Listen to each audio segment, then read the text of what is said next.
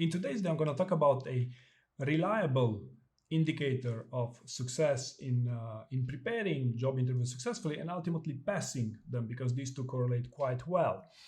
And for this, I'd like to present you with a classic scenario, that is when you get invited for a final interview round.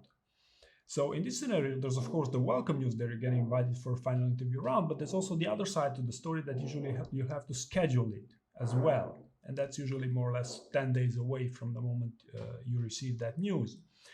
So basically, in interview prep terms, you're setting yourself a deadline to prepare or to start preparing that job interview. Because 99% of people will only start preparing for a job interview once it's scheduled, right? So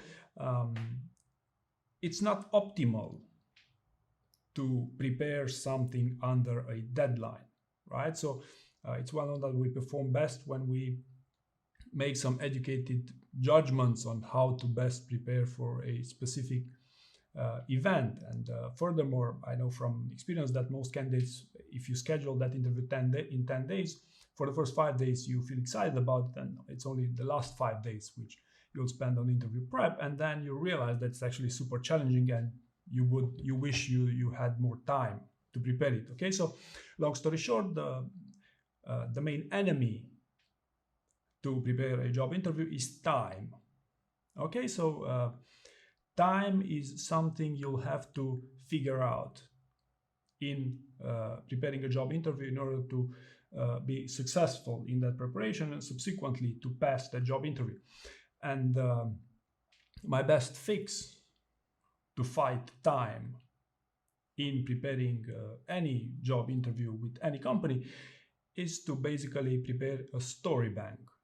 Okay, so a story bank is the best approach one could have to pass job interviews.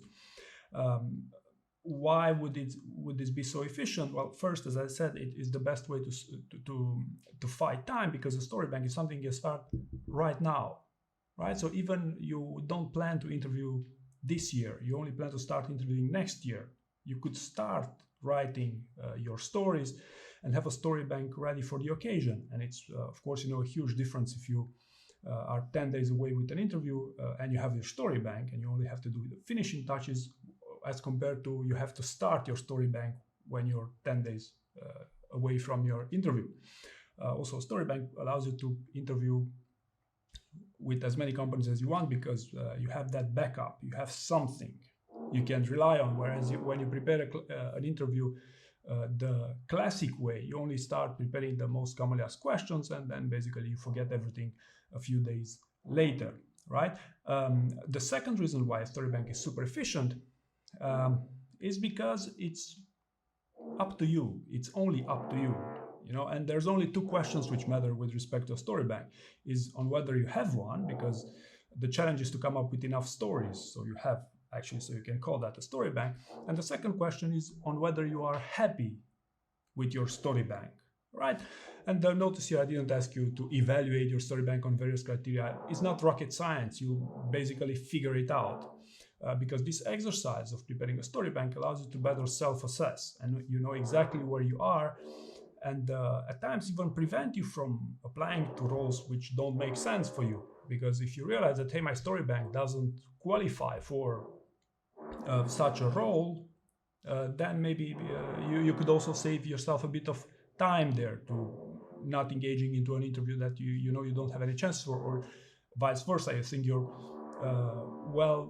you're overqualified for the role and you're really no longer interested in it, right? So this would be the second, that is very much up to you, on top of the first one that you could even start it right now. And the third reason story banks work is because I work with people who prepare these story banks, and throughout the years, I can tell you from experience, and it's people with story banks who are by far most successful in interview prep and subsequently in passing job interviews, even if you don't pass it for the first time.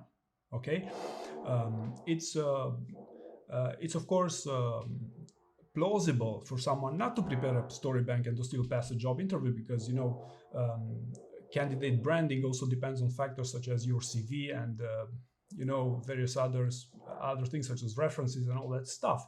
But still, start on the assumption that you are someone well qualified for the role and you'd like this to play to your advantage. Then a story bank is the best approach that one could have to pass job interviews, which, by the way, you can also again start right now if you want. So hopefully you found this useful, and thank you very much for watching.